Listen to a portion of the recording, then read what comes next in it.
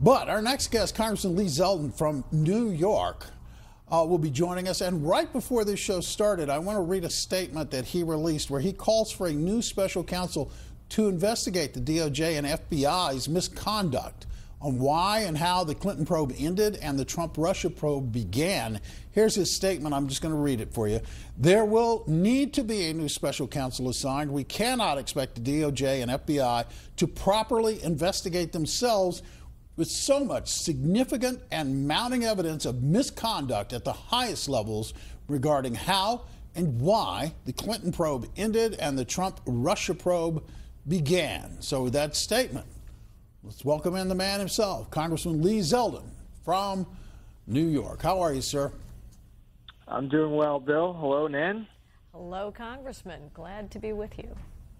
So this was just, I don't know if you could hear anything, any of the conversation we were just having with Kayleigh McEnany. But there's a lot of outrage about this, and I'm sure some of the callers that are waiting on the line feel exactly like you do. What are your odds? Let's handicap yourself. Do you think there's going to be a special prosecutor, or do you think there can be one?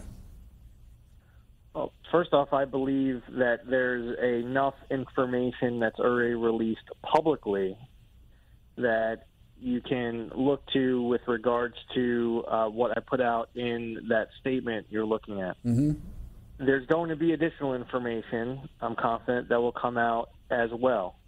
I'm not going to get into anything that I'm not allowed to share, but I will just say with the information that has already been released publicly, not classified, that there was, whether you're going back to the late spring to summer of 2016, fast forward over the course of the President Trump's transition into office, the special counsel first getting appointed, there are a lot of questions right now as to exactly how the Clinton probe ended and the Trump-Russia probe began at the highest levels of both DOJ and FBI. And you can't expect the DOJ and FBI to investigate itself.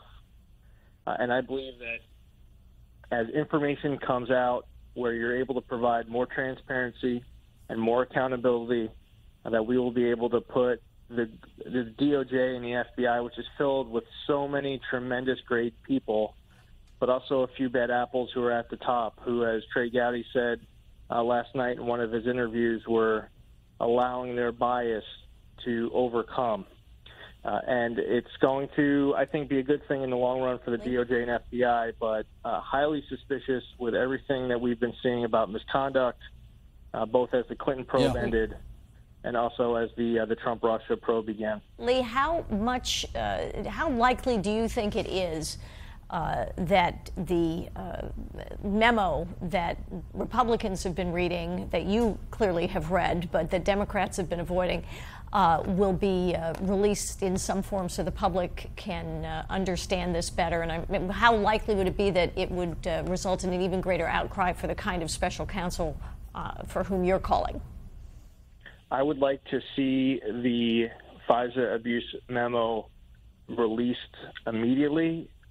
I've heard that it may get released over the course of the next several days, which may be sometime next week. If you had me guess when it was going to be released, I would say next week.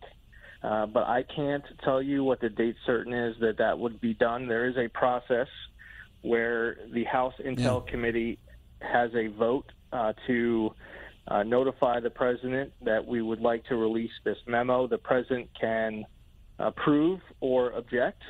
If the president does not object, the memo can be immediately made public.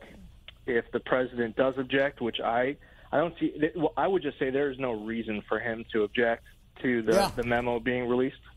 But if he did, just for a way of background, it would then come back to the House Intel Committee and eventually would have to get passed on the House floor to approve its memo, approve its release, if we're talking about following the process by the book from start to finish.